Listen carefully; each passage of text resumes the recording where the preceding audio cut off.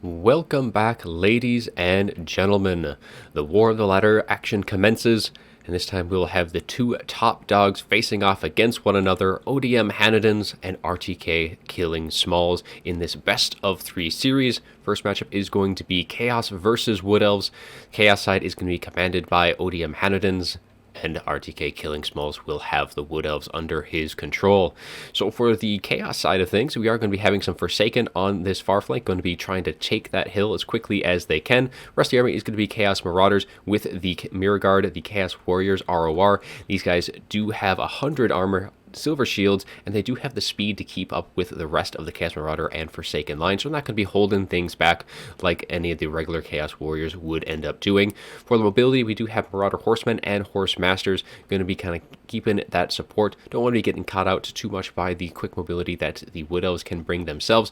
For spellcasting, we have a Chaos Sorcerer of Fire, a very good choice against the Wood Elves, definitely having that Burning Head help kind of roast through that infantry, and Flaming Sword of Ruin is also very nice because it does imbue magic damage, and a lot of the Wood Elf infantry and monsters, and a lot of it across the board, does have that innate physical resist, some a little more than others. Some Chaos Chariots as well, just to kind of help keep through, push through that front line, get into that juicy back line, and that Chaos Sorcerer at Death coming in with, it looks like, aspect of the Dread Knight, so looking for maybe a little bit of terror routes, and it does imbue magic damage as well, so that does kind of give that magic damage in multiple places at the same time, if there's anything like the ROR Great Stag Knights. And for the Lord, it is Prince Siegwald, the magnificent foot character, pretty resilient to a lot of the Wood Elf tools that kind of snipe out other characters. I mean, 110 armor, silver shields, and being on foot is always good against things like the Arrows of Kurnus. He is standard die, slippery, as well as the auric armor, giving him that nice little bit of regen. So that is it for the Chaos side. For the Wood Elf side, they're going to be going very mobile, very heavy on the kite, as they have 3 Way Watchers, one of which is the Hawk Eyes of Drakira, and these guys do have that discouraged on their attacks, and they have smoke bombs as well, kind of helping them get out of any sticky situation. Glade Riders with spears, and some great Stag Knights as well on both flanks. Going to be getting quite a bit of mobility. Nothing in terms of infantry, so that Burning Head's not going to be able to get a whole lot of good value, probably sticking mostly to the rest of the good stuff. So for the Lord, it is going to be a Glade Lord, going a little bit more retro with that Prey of Anathrema, as she is going to be able to have that net, and of course the breath, and that all that lovely shots can be raining on in. And for spellcasting, it is going to be a Spellslinger of Life in the background, with, it looks like, Dwellers Below as well as Earthblood, really looking to kind of deal some nice good damage. So let's get things rolling. First initial volleys have done quite a number on these Chaos Chariots, already taken off a nifty bit of their health, as more volleys are going to be raining in. This time it's going to be hitting right into the unshielded Forsaken, taking them down pretty much to half health right off the bat, and the Wood Elves are going to be kind of slowly moving their way back down the hill, as the Chaos side are going to be trying to put some more and more pressure on them. But they're going to have to be very on top of things. There is quite a bit of mobility across the board for the Chaos side. All these Marauder Horsemen, these Chaos Chariots, everything's been putting a lot of pressure onto the Way Watchers, and a nice good charge in with the Great Stag Knights, but everything is going to be dogpiling in against them from the Chaos side, and they're going to be pulling right out. Not really a whole lot of damage dealt there. They're trying to get some damage, I think, into the Chaos Chariots, but they definitely took more than they got on that charge. This volley here from the Glade Riders, getting in, trying to break these Forsaken on that front line, but taking a lot of damage themselves. So the mobility of the Wood Elves is starting to suffer quite a bit early on in the fight. Definitely getting a few picks here. Marauder Horsemen getting pushed back, and the front line for the Chaos side is taking quite a bit of damage early on. The Marauders and the like, especially a couple of the Skirmish Cap already on the route already for Chaos, but the other 3 are going to be quickly trying to close that door on the backside, really pushing these Way Watchers all in one direction, pretty much eliminating that whole back line which they had for mobility, and it's pushing them instead to the back line on the other side, where they have a lot less room to maneuver. Definitely going to be trying to curl their way around, try and start going back the way that Chaos had come already, as there's nothing really pushing that flank for Chaos, but they're doing a very good job of kind of sweeping in from that other side, and these Way Watchers are getting in a very tough spot right now. They're these Way Watchers right here are getting stuck into melee, and that is going to force that Glade Lord down into melee. All of these Great Stag Knights just trying to hold that line, able to push back some of the aggressors, but they are definitely in a bit of a pickle here. But here is a very nice hammer and anvil coming in as the Great Stag Knights come charging down the hill with those Glade Riders in support, and it's going to be doing a massive amount of damage. This Glade Lord is assisting with getting rid of those Chaos Chariots, and that Chaos Sorcerer Death is in a bit of a bad spot, but that has allowed these two Marauder Horsemen to get in, one of which is the Horse Masters, trying to shut down these Hawkeyes of Drakira, and they're doing a good number on them so far, as well as these Chaos Chariots are going to be getting into these this other unit of Way Watchers.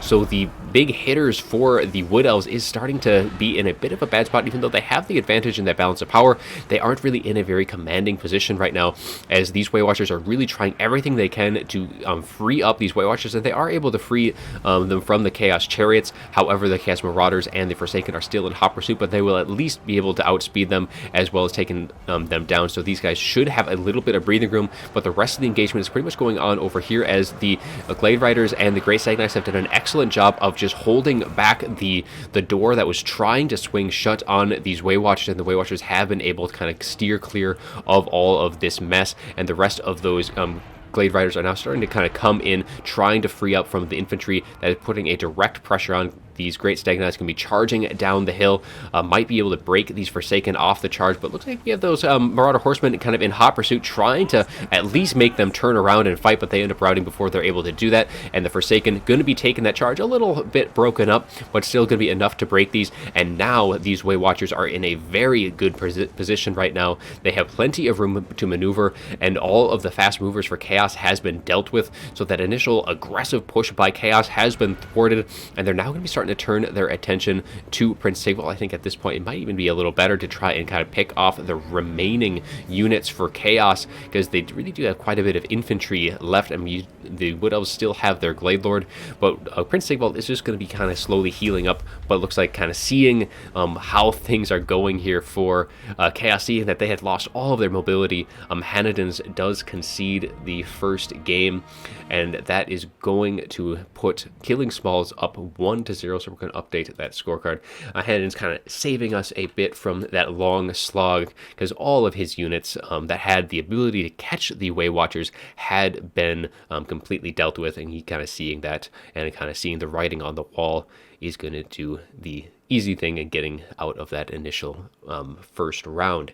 But there is still going to be more rounds to go, so let's kind of go over how things did on both sides. So for the Glade Lord, getting some decent damage, 872.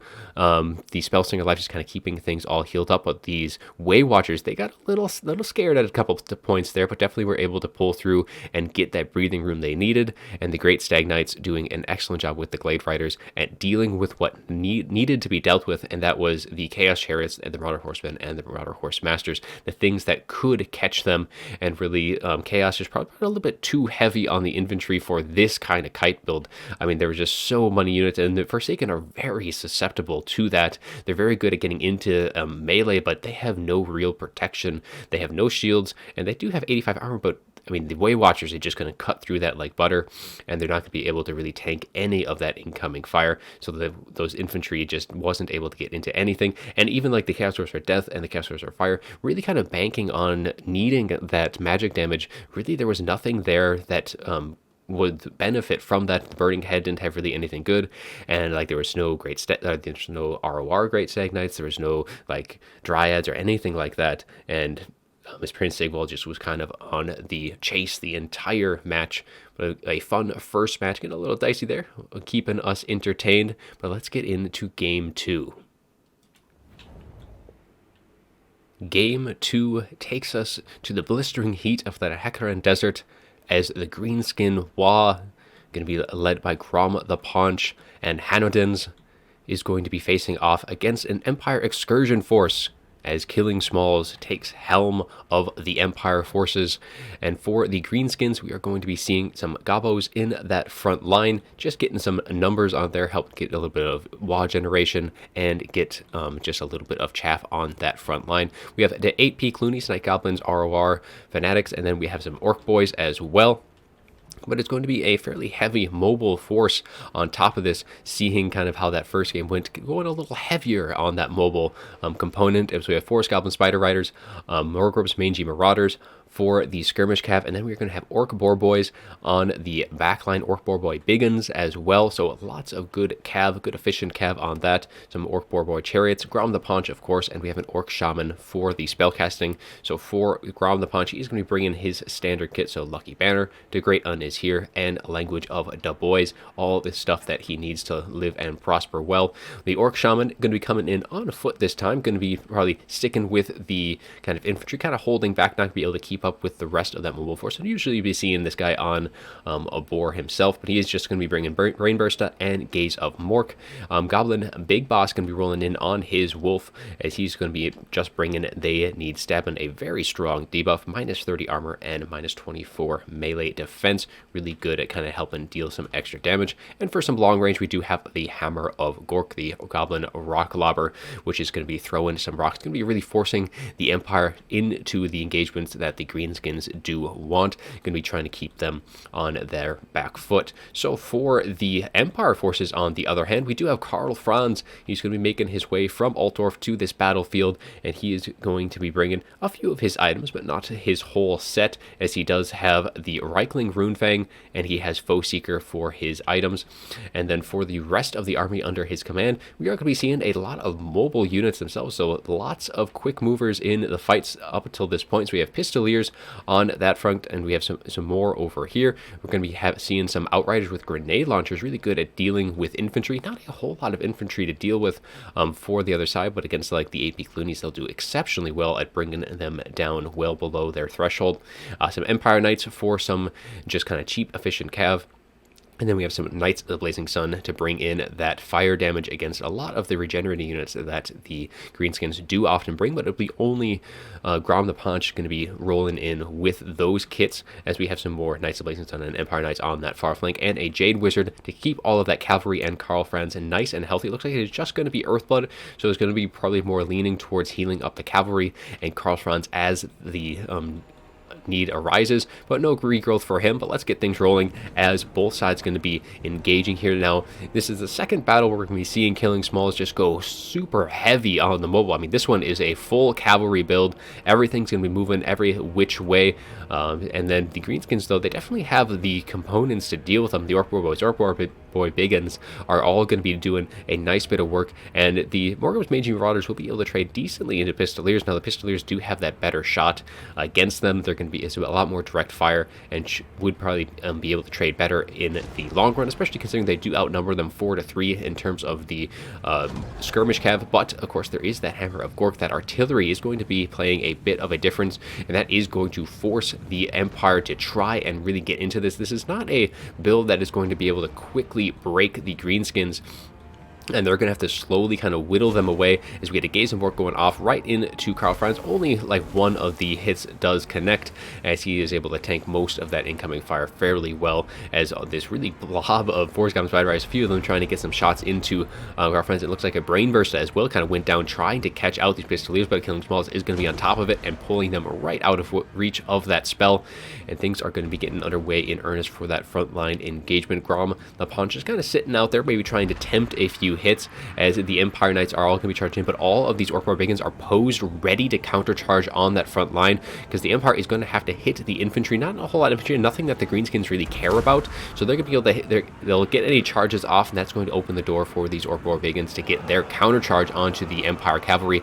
And one of the Empire Knights has engaged, while the others are trying to kind of skirt in, trying to kind of get their way into that backline. But these Empire Knights have taken quite a bit of damage so far, and a nice big engagement right here. Knights Blazing Sun, Empire Knights, and all of those units are all condensed in this post. The AP Cloonies, now the AP Cloonies, they do have that Fanatics, but they're not going to be able to use it right off the get-go, but this would be a very juicy target for them. All of this very expensive cav would do so much damage if they're able to get that off before, and there it goes. There goes that Fanatics right down the line. Going to be doing a nice bit of damage to this Empire Cavalry, It's getting some good value there before they get too low in terms of HP to even be able to use that effect. And Grom the Punch now is getting a little caught out, but he has plenty of support here. He has both of his Orc War Chariots, the Orc War Biggins, so now things are starting to turn against the Empire. There's a lot of units for the Greenskins right here. There is Knights of the Blazing Sun and Karl Franz, who has popped the Reichling Runefang, trying to get some damage into Grom the Punch, as the Grenaders, the Outriders or Grenade Launchers, getting some decent hits in, but probably hitting their own units a little bit on top of that. And these Knights of Blazing Sun are just taking a massive amount of damage. I think Karl Franz needs to take the opportunity here to pull out, as this engagement here is starting to slip against him little by little. And the Greenskins have really kind of started pushing heavily in this flank, pushing back the Pistoliers very effectively, and a lot of the Empire Cavalry has taken quite a bit of damage so far. But Karl Franz is still going very, very strong, but his support has now run out. The Knights of Blazing Sun are going to be routing off the field. Only the Grenade Launchers are going to be putting some pressure in, and he does need to pull out now. He cannot afford to be stuck into that, especially with the Reichling Runefang having expended its use at this time. Outriders still trying to get some shots in that they can, but the Empire Knights are just slowly getting beat down. These Pistoliers trying to shut down the Hammer of Gork. Even these pesky Goblins are going to be able to push them back, and Grom the Punch trying to get on top of that Jade Wizard, but is going to be able to get out of the way, at least in terms of that. And Karl Franz engaging once again, but again, he does not have that infantry or the cavalry support in this case to really trade effectively into this. And Grom the Punch himself is kind of engaging. He does pop Foe Seeker, but he's getting very low in terms of leadership. And he isn't necessarily the most tanky of lords. He very, very easily can end up routing here. And with that leadership gone, I mean, the balance power is already shifting pretty heavily against the Empire. I don't think there's really a whole lot that they can do. They have lost all of the strong cavalry support that they had initially. They only had the Pistoliers and Outriders with Grenade Launchers. And against what they have, there just isn't really anything that I think they can effectively do. Karl Franz is going to do the wise thing here and pull out, while the grenades are going to start getting whatever damage that they can in. And he's going to, I think, instead maybe go for that Orc Shaman, but instead just kind of be circling around, maybe putting a little bit of pressure onto the back line. But at this time, I mean, there's just really no strong melee cav left. And the Greenskins, they have these Orc War Biggins, they have their chariots are still doing wrong. And now that the Jade Wizard himself is now being routed and pushed off, and there's no real way that I think the Empire can free up that Jade Wizard. So he's going to try and get a good hit on the Grom, and he does land some very nasty hits. Now they need Sabin does go off on to Karl Franz, but it's a little too late, as Grom does end up routing. He did pop Lucky Banner, but he is very low in terms of HP, and now Karl Franz, though, is kind of really hemmed in on all sides by these Orc War Biggins. A last-ditch effort to try and turn the tide, but with all these units left, Karl Franz is going to be going down, shatters, and with that is going to be all she wrote, as Hannodins evens up the score 1-1. So let's take a look at the after-battle report and update that scorecard to boot as well. So now it is 1-1. Going into game 3. Let's see how things did fare. So for the Empire, Karl Franz getting 1972, so still some very respectable damage, but unfortunately probably could have done a bit more. All of the Empire cavalry was really kind of what lost it for Killing Smalls in this fight. None of the Empire Knights did all too great, and the Knights of the Blazing Sun, units that are cost a pretty penny here, definitely weren't able to reflect their cost. All of the Pistoliers getting some okay damage, Grenade Launchers getting some as well, but really only Karl Franz was doing any noticeable damage. Just the Greenskin, mobility, all of their cavalry just traded so very, very well into the Emperor. So Ground Punch getting 836, the Goblin Big Boss getting over 1,000, very well played on his side of things.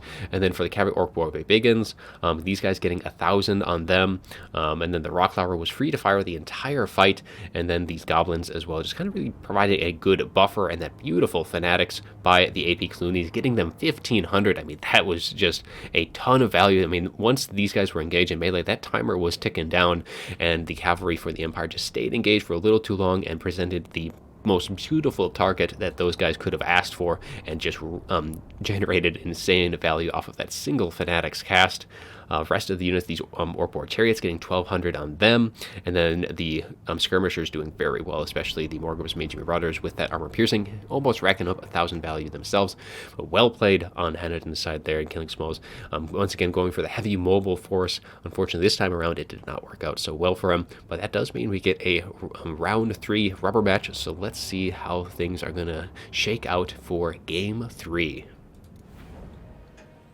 Dark Elves and Bretonnia will be facing off for Game 3 of this best of 3 series for all the marbles, as Hannodins has the Dark Elves under his command, and Killing Smalls will be helming the Blessed Sons of Bretonnia.